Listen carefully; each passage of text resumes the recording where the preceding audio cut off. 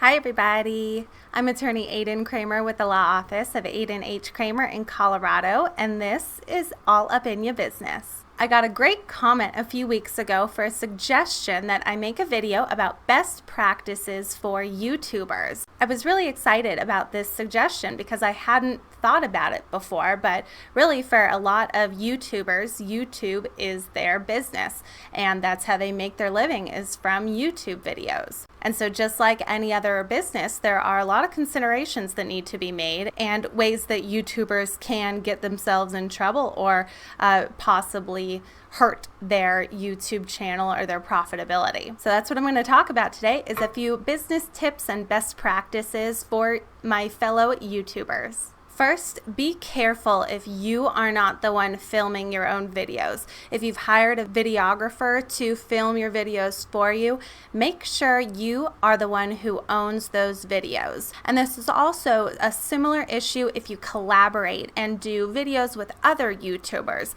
Make sure you talk about in the beginning who's actually going to own that video, which of you can distribute it freely, who's going to be able to keep any revenue that comes in from that video. Make sure those issues are taken care of ahead of time so your fantastic collaboration video doesn't turn into a nightmare because you and the partner that you collaborated with are now at odds about who actually has rights to that video. Next, take caution if you're doing endorsements or endorsing products or services or giving advice or information in your videos.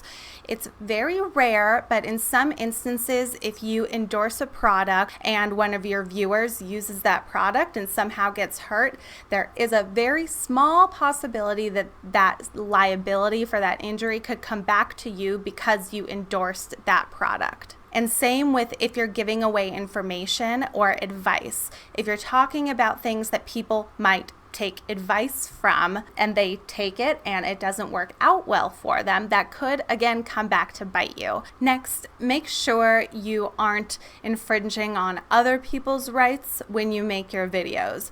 Now, I think YouTube does a very good job at warning us YouTubers about this, about using copyrighted materials, music in our videos. But obviously, if you're going to have something like music in your video, you need to make sure you're not using copyrighted materials in an improper way. If you don't have a license to use that song or something and you put it in your video, I'm pretty sure YouTube will take it down if not more. So making sure any songs or other materials that you use in your videos don't belong to somebody else and you don't have the rights to use them, be careful about that so you don't get in some more trouble. And my last tip will probably have come up for you already if you've been making YouTube videos for even kind of small amount of time. After probably 6 months of making videos, I started getting inquiries for these network partnerships for YouTube channels. I still don't really understand what they are because I don't do them, but I've been getting them, and my channel in the grand scheme of YouTube, my channel is reasonably modest as far as subscribers and views and stuff. So if I've been getting these emails, I'm sure the rest of you have too. So with these network partnerships or other channel partnerships, make sure you read the fine print and make sure you read whatever contracts they're wanting you to sign. Many of these networks will come with restrictions about who now has the rights to your videos. They might restrict you from using your videos wherever you want. You won't be able to put a video on YouTube and maybe on your website. You may not be able to put it on your Facebook page. You may be limited in where you can put that YouTube video now that you're in this contract with another party. And of course, all of those relationships come with some sort of a profit sharing.